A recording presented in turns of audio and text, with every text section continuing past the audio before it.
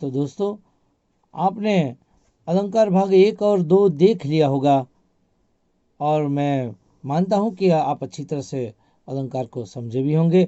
लेकिन फिर भी मैंने ऐसा सोचा कि विद्यार्थियों के उपयोग के लिए एक पीडीएफ फाइल भी बना दूं, और ये पीडीएफ फाइल आपके सामने है। अलंकार भाग 3 में सभी अलंकार को हम फटाफट देख लेंगे ताकि आपको याद रखने में आसानी रहे। अलंकार मतलब आभूषण, गहना। जिस प्रकार हम आभूषण और गहना पहनकर हमारा शरीर सुंदर लगता है, ठीक उसी प्रकार अलंकार के प्रयोग से काव्य के सौंदर्य में वृद्धि होती है। अलंकृते इति अलंकार है, इसलिए संस्कृत में कहा है। अलंकार के प्रकारों को हम देखें तो अलंकार के मुख्य 2 प्रकार हैं, शब्दालंकार और अर्थालंकार। कुछ लोग उभयालंकार को भी ध्यान में लेते हैं, लेकिन यहाँ पर हम सिर्फ 2 अलंकार देखेंगे। शब्दालंकार में 3 प्रकार हमने देखे, अनुप्रास अलंकार, यमक अलंकार और श्लेष अलंकार। अर्थालंकार में हमने 7 प्रकार देखे, उपमा अलंकार, रूपक अलंकार, उत्प्रेक्षा अलंकार, अन्योक्ति अलंकार, अतिशयोक्ति अलंकार, मानवीकरण अलंकार और पुनरुक्ति प्रकाश अलंकार।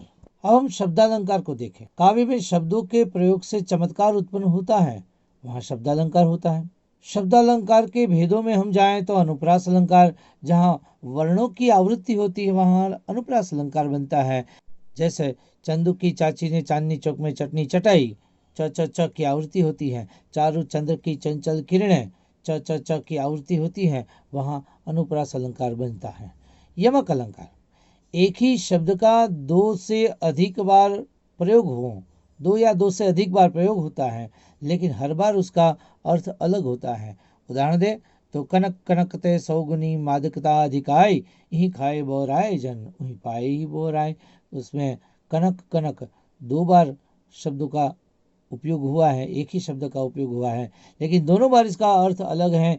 एक बार कनक मतलब सोना है, दूसरी बार कनक मतलब धतूरा है। हम श्लेष अलंकार को देखें। शब्द का उपयोग तो एक ही बार होता है, लेकिन अर्थ हर बार अलग अलग होता है।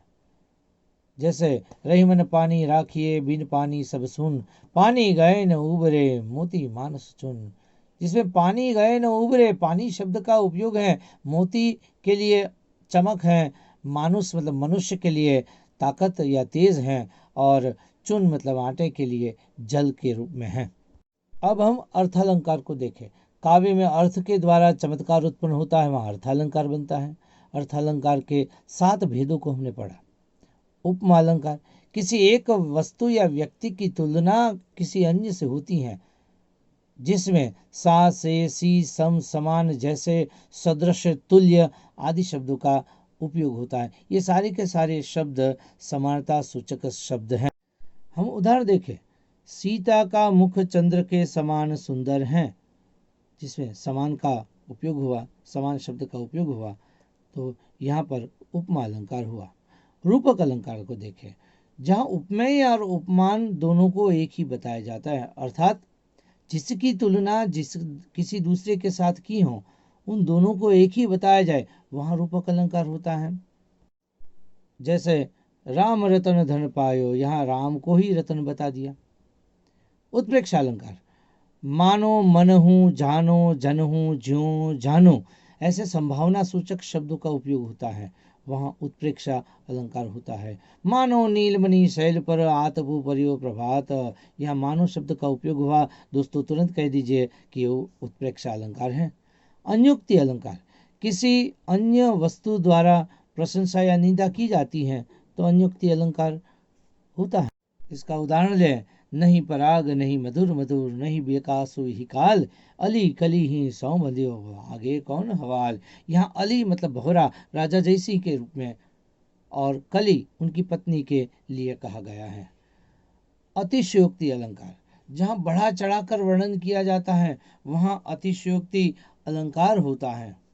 हम उदाहरण दें, राणा ने सोचा इस पार, तब घोड़ा था उस पार। अभी राणा ने सोचा और तब घोड़ा अचानक चला गया, ये तो संभव नहीं है ही नहीं, अतिशय बढ़ा चढ़ा कर वर्णन कर दिया है।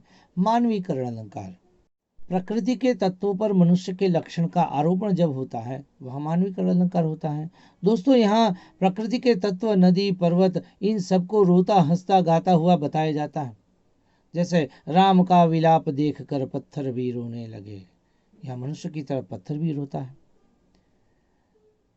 पुनरुक्ति प्रकाश अलंकार, एक ही शब्द का जब बार बार प्रयोग हो वहां पुनरुक्ति प्रकाश अलंकार होता है। उदाहरण ले, बार बार आती है मुझको मधुर याद बचपन तेरी, यहाँ बार बार शब्द का उपयोग हुआ है, इसलिए यहाँ पर पुनरुक्ति प्रकाश अलंकार है। दोस्तों, अलंकार के बारे में मैंने 3 वीडियो बनाई जिसमें हमने जितने जरूरी थे उतने सारे के सारे अलंकार ले लिए जो कक्षा 10वीं के लिए भी काम आते हैं और अन्य परीक्षाओं के लिए, कॉम्पिटिटिव एग्जाम के लिए भी उपयोगी हैं। मैं आशा करता हूं कि आपको मेरी ये सारी की सारी वीडियो पसंद आई होगी। आप इसे लाइक करिए, शेयर करिए, सब्सक्राइब जरूर करिए और कमेंट भी लिखिए ताकि आगे मैं और काम कर सकूं। धन्यवाद।